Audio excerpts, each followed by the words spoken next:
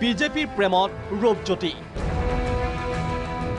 deadline 25 July কংগ্ৰেছক divorce দিবলৈ সাজু ৰূপজ্যোতি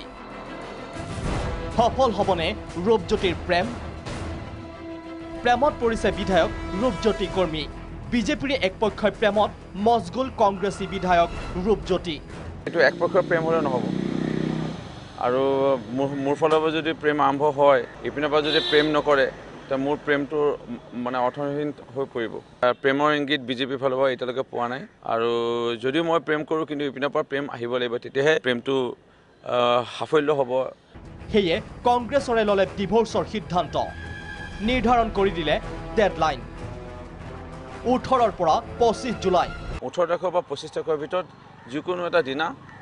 দুদিন তিনিদিন চাৰিদিন লাগিলে সভা হওক কিন্তু এটা সিদ্ধান্ত এটা পৰিকল্পনাৰ বাবে উপনীত হওক কিন্তু কিয় হঠাতে বিজেপিৰ প্ৰেমত পৰিল ৰূপজ্যোতি কিয় ডিভোৰ্চ দিব ওলাইছে কংগ্ৰেছক শুনক ৰূপজ্যোতিৰ মুখেৰে ক'ৰবাত মইনা মছজিদ উন্নয়ন কৰিব পৰা নাই আৰু ক'ৰবাত মোৰ এনে অনুভৱ হৈছে মোৰ শুভাকাংক্ষী মোৰ দলৰ যিসকল বহু শুভাকাংক্ষী কৰ্মী তেনেকৈ কৈ আছে যে পাৰিলে আপুনি বিজেপিত যাওক তেনেকুৱা কথাও বিবেচনা কৰিব লগা হৈছে আৰু সমষ্টিৰ উন্নয়নৰ কথাও চিন্তা কৰিব লগা হৈছে যে কোনোবাই মুখ্যমন্ত্ৰী হ'ব কোনোবাই অহাবাৰ 21ত কংগ্ৰেছ চৰকাৰ আহিব মন্ত্ৰী হ'ব এনেকুৱাকৈ আমাৰ কংগ্ৰেছ দলৰ বহু নেতাই সপোন দেখি থকাটো মিছা নহয় আমি গম পাওঁ কংগ্ৰেছী বিধায়কগৰাকীৰ আশা মন্ত্ৰীৰ চকীটো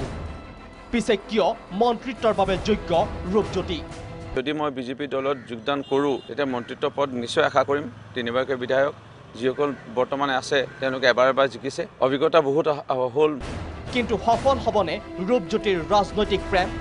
বিজেপিয়ে সঁহাৰি দিবনে ৰূপজ্যোতিৰ প্ৰেমৰ প্ৰস্তাৱত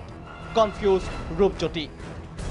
অৱশ্যে কনফিউজ ৰূপজ্যোতিৰ আশা প্ৰেম সফল হ'ব কাৰণ দাদা হিমন্ত দাদা ভাই সম্বন্ধ আগৰ পৰা আছে আৰু সদায় থাকিব আৰু মোৰ বিশ্বাস আৰু তেখেতে মোক আগৰ দৰে যিটো ভাইটি বুলি বা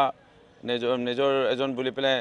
তেখেতে লৈছিল এতিয়াও ল'ব বুলি মোৰ দৃঢ় বিশ্বাস মুঠতে কিবা এটা হ'ব ৰাজীৱ ভৱনে হাত সাৱটি বহি থাকিলে 25 জুলাইৰ ভিতৰত কিবা এটা হ'ব প্ৰাগৰ কেমেৰাৰ সন্মুখত তাৰেই ইংগিত দি গ'ল মৰিয়নিৰ কংগ্ৰেছ বিধায়ক ৰূপজ্যোতি কুৰ্মীয়ে